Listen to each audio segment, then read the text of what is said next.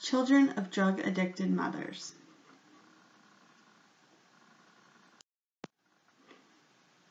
What is addiction?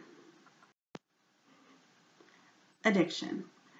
Addiction is a condition that results when a person ingests a substance, example alcohol, cocaine, nicotine, or engages in an activity, examples gambling, sex, shopping, that can be pleasurable, but the continued use or act of which becomes compulsive and interferes with ordinary life responsibilities, such as work, relationships, or health. Users may not be aware that their behavior is out of control and causing problems for themselves and others.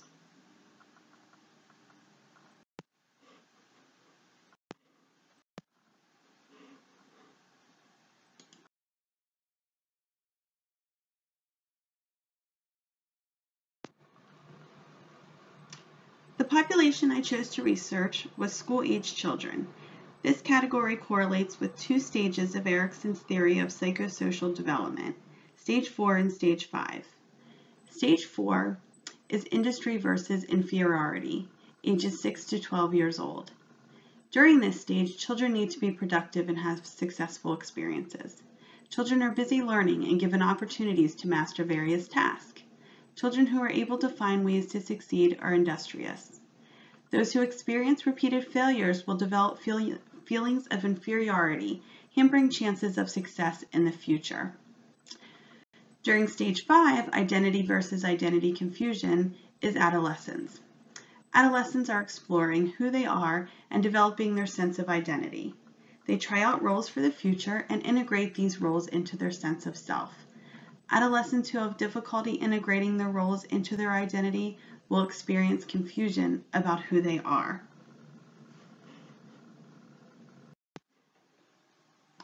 Playing and learning will help a child to be successful and industrious.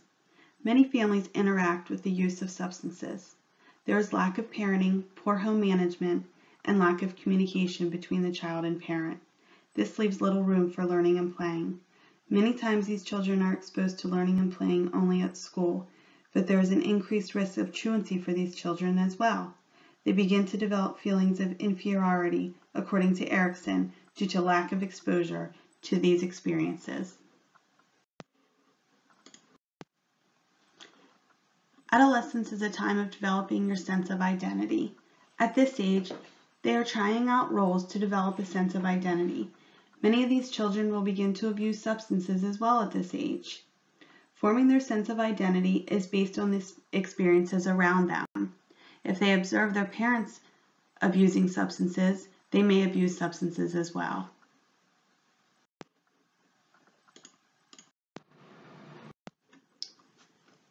There are many risk factors for children of drug-addicted mothers. Many experience school difficulties, such as truancy, expulsion, suspensions, or even repeating a grade. They also experience legal problems, such as juvenile detention, arrest, or even parental arrest and incarcerations.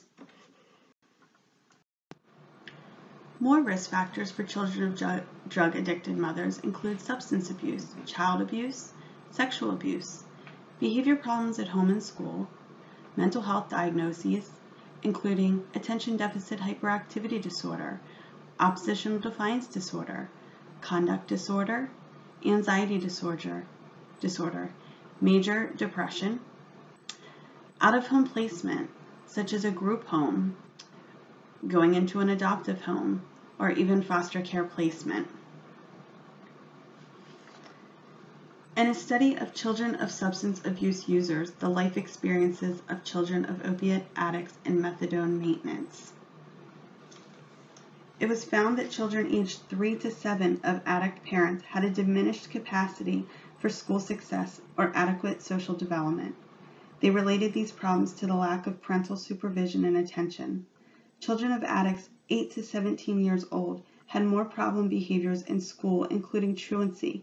Substantially more of the children of addicts had been placed in foster or surrogate care at one time, up to 30% compared to the estimated 2.3% of American children who do not live with either parent.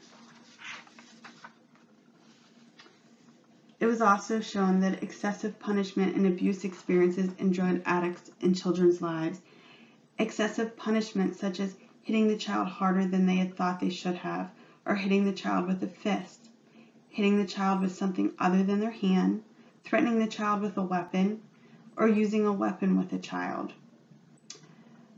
The examples of the sexual abuse or the physical abuse were charges of neglect or abuse filed regarding the children, or their child being exposed to sexual abuse, or charges for sexual abuse filed regarding their child.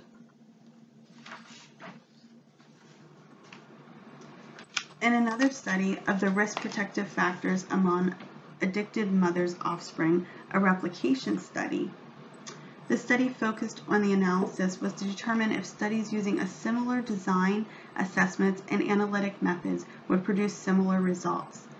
The major findings of it was a replication in 2 independently conducted studies of school-aged offspring of opiate and/or cocaine-addicted mothers of the high rates of any psychiatric disorder, major depression, ODD, conduct disorder, ADHD, and substance abuse among offspring.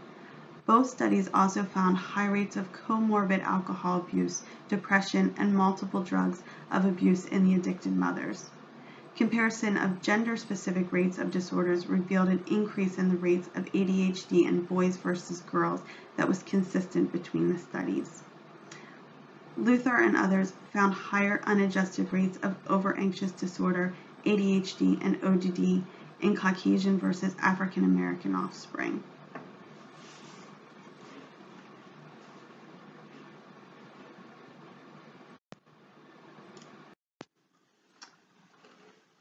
There are several interventions that could help to decrease the risk factors for children from drug-addicted mothers and homes. Group therapy using expressive techniques is one example, play therapy for the children, cognitive behavioral therapy, preventative parenting programs in-home and/or rehabilitation, and support groups. And much of the research that I found, preventative programs was in all of the articles. If parents can get into rehab and learn parenting techniques as well that can transfer into the home at a young age, that would be the first step. I also found an article on group intervention for children of drug-addicted parents using expressive techniques. In this study, 2 specialists met once a week for 18 months with children aged 8 to 11 years old. They used the model that was compatible with views of Erikson with regards to the ages of 8 to 11 as an age in which the child begins to develop a sense of control and activism. Activity in the group is an expressive form of therapy. The goal is to elaborate expressions of fantasy and conflict through play, storytelling, painting, and other artwork. The unique contribution of this article lies in the demonstration of the use of expressive group therapy and particularly of nonverbal techniques with children of addictive parents, with examples stemming from the topics dealt with by the group. Each week, the 2 specialists would give the children a different topic to work on. The topics dealt within the group activities were identification and differentiation of a whole range of verbal expressions for feelings such as joy, happiness, anger, sadness, loneliness, and exploring additional modes of emotional expression. Another week, it was me and my place in the family and society. The 3rd week, they dealt with the secret of addiction, such as my dad is an addict and the feelings it generates. The 4th week, they dealt with me and my friends, learning to make friends, which was problematic for some of the children since their interactions with other children were typically tinged with violence. The last week, they ended with the termination of the group intervention. Many weeks, they would work on activities with art, such as drawing a picture. One week, they did a whale and a little fish, and it was interesting to look at the pictures that they drew to show how they were feeling about addiction.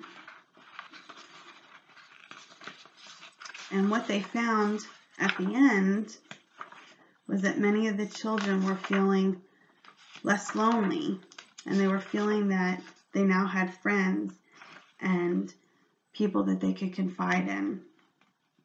The nonverbal techniques used throughout the work with these children constitute an important means of therapy through expression, expressing emotions, reducing violence, and so on. It became clear that the work of the group helped the children to use a range of verbal expressions to make friends and to talk about the secret of addiction. They also thought that they could talk to their parents at the end of the session. At the end, I'm going to show a short clip of other interventions that can be used dealing with several of the risk factors that we discussed. It focuses on the trauma of substance abuse, also the child abuse or neglect. So next I'm going to show a video.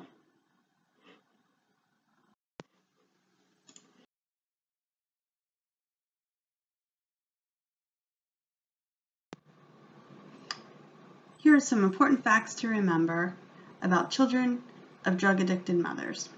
Children of addicted parents are more at risk of drug abuse than other children. Family interaction is defined by substance abuse. There is a strong correlation between parental addiction and child abuse. Children of drug-addicted homes are at risk for out-of-home placement. Children of addicted parents exhibit symptoms of depression and anxiety more than other children.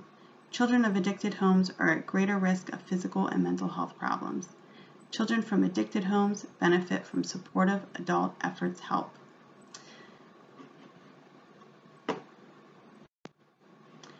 I thank you very much for listening to my presentation.